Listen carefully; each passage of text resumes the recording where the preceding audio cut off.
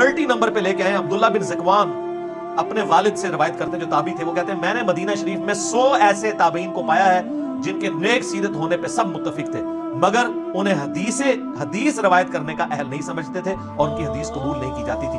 یعنی نیک ہونے پہ بھی اتفاق تھا اور اس میں بھی اتفاق تھا کہ حدیث نہیں ان سے لے، یہ ان کی فیلڈ ہی نہیں ہے. جیسے ہم کئی علماء کہتے ہیں یہ اختلافی موضوعات آپ سے اوپر کی چیز ہے، آپ یہ بتایا کریں سبحان اللہ کے اوپر اتنی نیکیاں ملتی ہیں، اس سے زیادہ آپ نہیں یہ کام کر سکتے. یہ جہاں اور ہے، یہ کتابوں کا جہاں ہے، یہ ایک وکھرا جہاں ہے، ٹھیک ہے نا. 32 نمبر پہ لے کے آتے ہیں وہ عبداللہ بن عثمان فرماتے ہیں میں نے عبداللہ بن مبارک کو فرماتے ہوئے سنا کہ اسناد دین کا حصہ ہے، اگر دین میں سند نہ ہو تو ہر شخص اپنی مرضی کا دین بیان کرے گا. وہ کہتے ہیں جی دیکھا ڈگری حصہ ہے، وہ بھائی اللہ کے بندے یہ اسی طریقے سے تراویاں ہو گیا، ایک نہیں تراوی پڑھتا. یہ اسناد کیا ہے وہ آگے اس روایت میں آتا ہے 32 نمبر میں. ابو اسحاق کہتے ہیں کہ میں نے عبداللہ بن مبارک کے سامنے ایک حدیث بیان کی،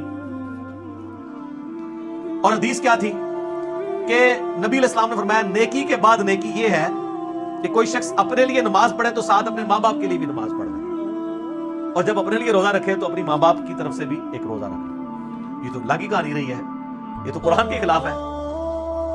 لا تزر وازرۃ وزر اخرى، کوئی دوسری جان کا بوجھ نہیں اٹھائے گی. اچھا عبداللہ بن مبارک نے یہ حدیث جب سنی نا تو انہوں نے فرمایا یہ حدیث کس کی روایت میں ہے؟ میں نے کہا شہاب بن خراش نے روایت کی ہے. تو عبداللہ بن مبارک نے فرمایا وہ تو ثقہ ہے، یعنی صحیح راوی ہے. پھر انہوں نے کہا کہ شہاب نے کس سے روایت کی ہے؟ میں نے کہا حجاج بن دینار سے. انہوں نے کہا وہ بھی ثقہ ہے. تو انہوں نے فرمایا کہ حجاج نے کس سے روایت کی ہے؟ تو میں نے کہا کہ وہ کہتا ہے کہ رسول اللہ نے فرمایا. تو عبداللہ بن مبارک نے فرمایا اوے ابو اسحاق، حجاج اور رسول اللہ کے درمیان تو اتنا طویل جنگل ہے جس کو طے کرتے کرتے اونٹوں کی گردنیں تھک جائیں گی. یعنی نبی علیہ السلام اور اس کے درمیان اتنا زمانہ ہے کہ زمانہ طے نہیں ہو سکتا. حجاج اگرچہ ثقہ راوی ہے لیکن وہ بھی نہیں کہہ سکتا کہ رسول اللہ نے فرمایا. تو تہاڈے بابے کی تو کہہ سکتے ہیں، حضرات نے فرماتے ہیں، بزرگ فرماتے ہیں، علماء نے فرمایا ہے. تو وہ کہہ رہے ہیں راوی ثقہ ہے لیکن وہ اس کی بات نہیں مانی جائے گی جب تک وہ سند پوری نہ کرے نبی علیہ السلام تک. تو یہ سند یہ ہے، ڈگری نہیں ہے. ڈگری کا تو حال یہ ہے کہ بریلویوں کی ڈگری کو دیوبندی کہتے ہیں جعلی، دیوبندیوں کہتے ہیں بریلوی والے ڈگریوں کہتے ہیں جعلی، ہم تو کہتے ہیں دونوں ٹھیک کہتے ہیں. بس اتنا ہی. اچھا جی، تو انہوں نے بتایا نہیں روایت منقطع ہے.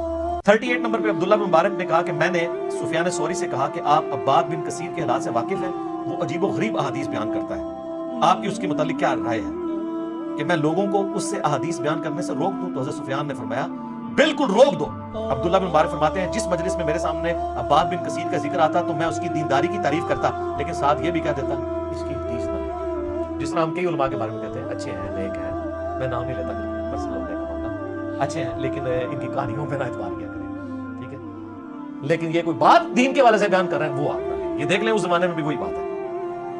40 نمبر پہ یحییٰ بن سعید القطان، مشہور تابعی ہیں، 198 ہجری میں فوت ہوئے.